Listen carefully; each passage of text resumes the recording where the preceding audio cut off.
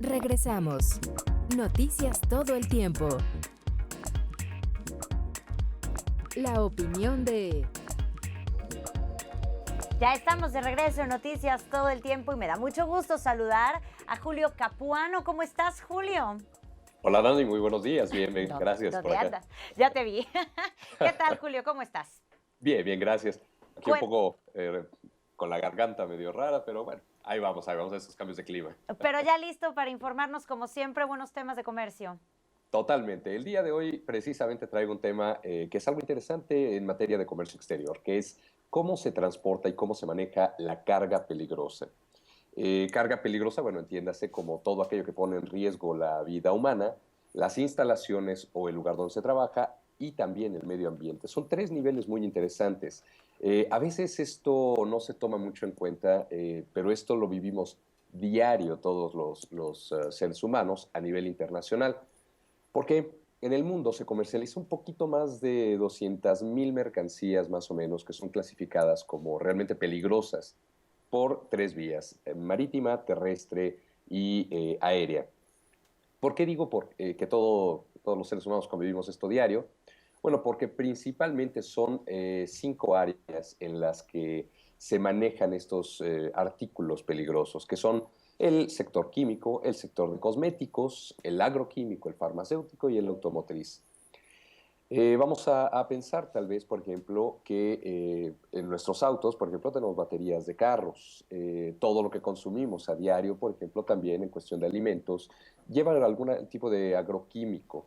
Algunos cosméticos, sobre todo, pues principalmente en el área farmacéutica, son muy fuertes y tienen cierta peligrosidad tanto en su manejo como en su uso.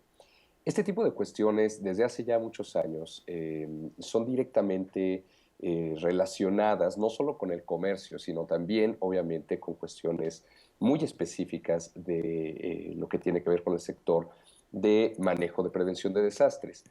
Hay algunas organizaciones que están involucradas en el área del comercio exterior precisamente como para regular cómo se debe de usar este tipo de productos.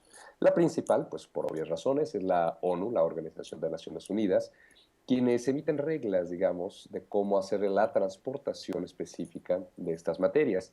Ya habíamos platicado anteriormente que hay ciertas certificaciones también que da la misma ONU, que es para cuestiones, por ejemplo, de bioterrorismo, para evitar por algunos problemas con químicos o agentes que son realmente demasiado peligrosos para crear algunos otros agentes que pueden provocar bombas o cuestiones de este tipo. La segunda institución es la IATA, que es básicamente la institución que regula todo el transporte aéreo en el mundo.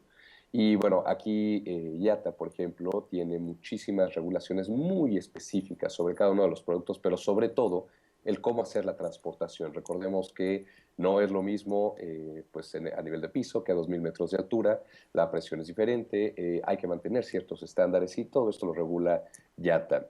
También, por obvias razones, a nivel marítimo, la OMI, que es la Organización Marítima Internacional, regula a su manera a nivel de barcos, por ejemplo, todo lo que tiene que ver con contenedores por barcos.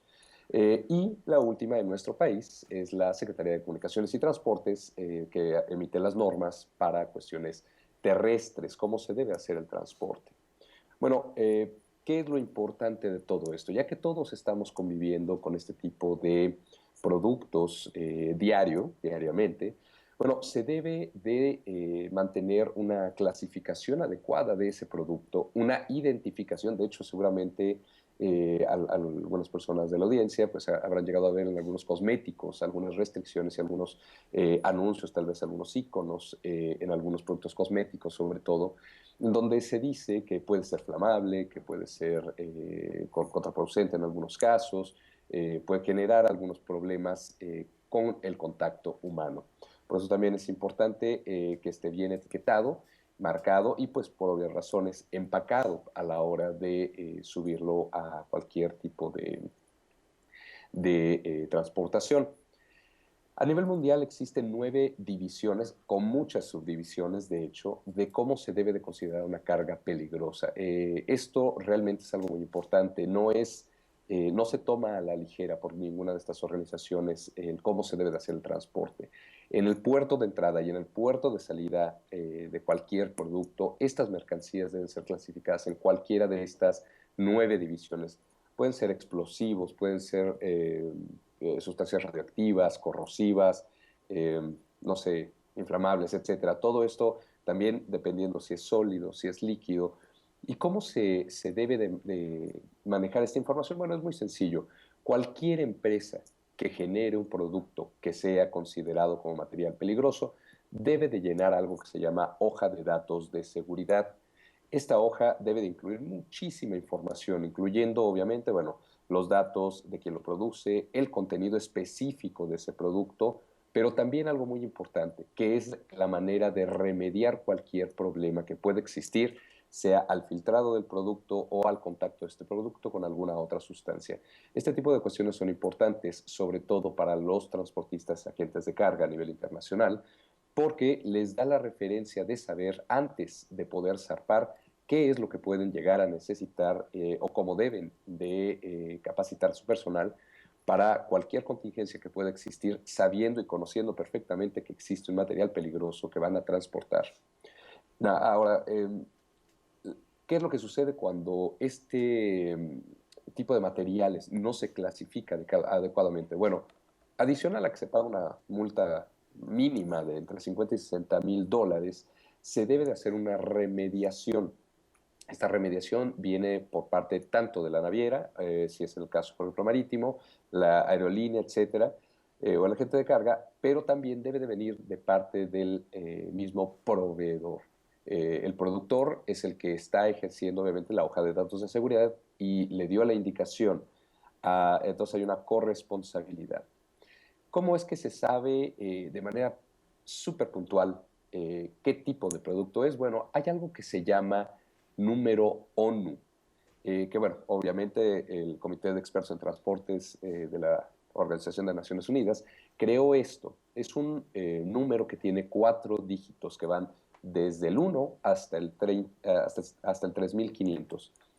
Estos números nos especifican de forma muy particular qué tipo de producto es, y me refiero a qué composición química es. Están dados de alta, como comentaba, pues una cantidad muy grande. Estamos hablando de pues ya de más de 200,000 mercancías que están clasificadas sobre estos números ONU, y sobre todo nuestro sector en México, todo lo que tiene que ver con el sector petrolero, Pemex, debe de cumplir con las regulaciones de asignación de los números ONU para cualquier exportación que tengamos en este sentido.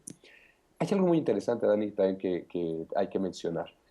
Estados Unidos es un país muy interesante en el sentido también de que a veces no toma como siempre la referencia de todos los números, tanto de clasificación como en este caso de asignación para materiales peligrosos.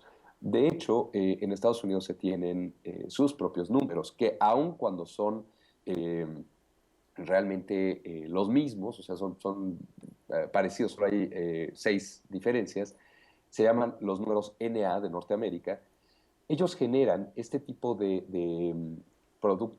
numerología específica para su control interno. Entonces, toda mercancía que llegue y que sea de considerado peligroso debe contar con estos números. En caso de que no coincida con el número ONU, se le debe poner número NA o número DOT, que también se le conoce. Ellos generan sus propias clasificaciones en este sentido, y los rangos son un poco diferentes en la numerología, como comentaba en algunos casos, pero básicamente tienen exactamente el mismo sentido.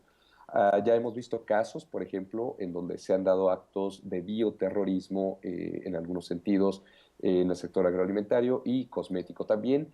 Y esto ha prendido la alarma precisamente de muchas instituciones a nivel internacional para revalorar cómo se debe de hacer no solo el despacho aduanal de mercancías peligrosas, sino la transportación. También hemos visto muchas veces pues, que contenedores caen al agua, por ejemplo, contenedores de alto riesgo, y la remediación no ha sido en muchas ocasiones la que debe de ser. Por obvias razones también aquí involucra algo que es pues, el tratamiento ambiental, y ese número ONU nos dice precisamente cómo se debe de hacer la remediación.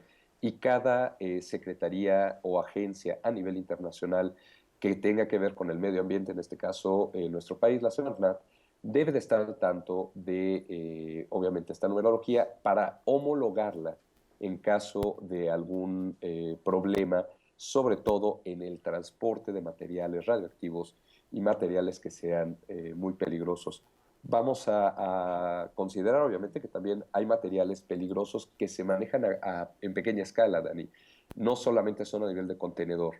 Vemos, por ejemplo, empresas de paquetería y mensajería que tienen sus propias regulaciones para el envío de este tipo de productos. Simplemente si alguien quiere mandar una batería de auto a otro país o recibir alguna, bueno, debe de llenar esta hoja de seguridad con datos muy específicos porque es considerado un material de alto riesgo. Incluso algunas baterías que se usan para juguetes o para algunas otras cuestiones también deben cumplir este tipo de hojas de seguridad para evitar sobre todo problemas en el traslado, específicamente si llevan algún tipo de líquidos.